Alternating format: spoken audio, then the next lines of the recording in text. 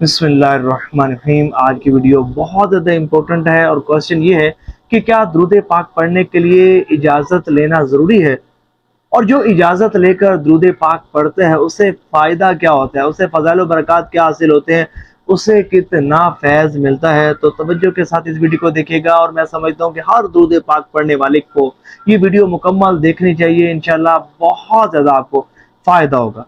देखें, एक बात याद रखिएगा कि दुरूद पाक पढ़ने के लिए किसी से भी इजाज़त लेने की कोई हाजत नहीं, क्योंकि अल्लाह तबारक व तआला ने कुरान करीम फुरकान हमीद में हमें अपने हबीब सल्लल्लाहु अलैहि वसल्लम पर दुरूद पाक भेजने का हुक्म इरशाद फरमाया है।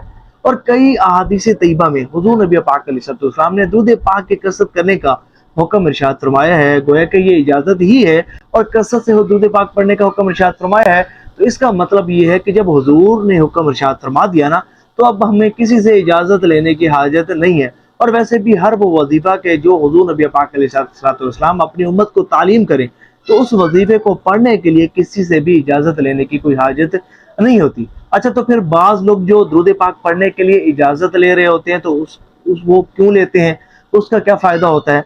देखिए, किसी भी वजीफ़े की जो इजाज़त ली जाती है ना, तो वो इजाज़त ली जाती है फैज़ के हुसूल के लिए।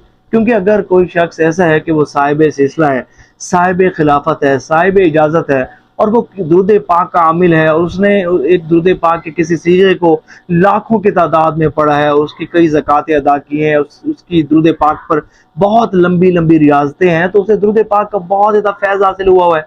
तो अगर हम उन बुजुर्गों से दुरूद पाक की इजाज़त लेंगे, बिलफर्ज कोई शख्सियत ऐसी है कि जिसने दुरूद खिज़री कई लाख मरतबा पढ़ा है, ये कई करोड़ मरतबा पढ़ा है, तो जब हम उनसे दुरूद खिज़री की इजाज़त तलब करेंगे, तो इससे ये होगा कि गोया कि जब वो हमें इजाज़त देंगे तो गोया कि एक नूर हमारे अंदर मुंतकिल हो जाएगा, क्योंकि जो उनको दुरूद खिज़री की जो बरक़ात मिली ना, हमें भी मिलना शुरू हो जाएंगी। मैं इस बात को एक और आसान मिसाल के साथ समझाता हूँ, आपको ज़रूर समझ आ जाएगी इंशाअल्लाह।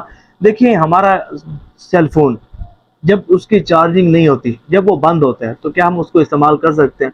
नहीं कर पाते। हमें एक चार्जर की ज़रूरत होती है जो उसको चार्ज करे।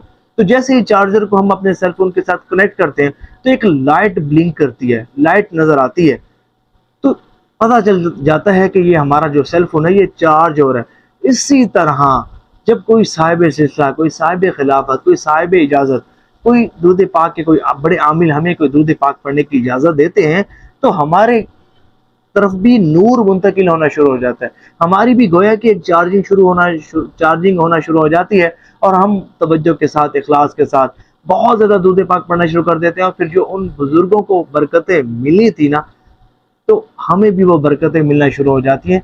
तो इजाज़त इसलिए ली जाती है, और इजाज़त लेकर पढ़ना बहुत फ़ज़ाइल व बरक़ात का हामिल है।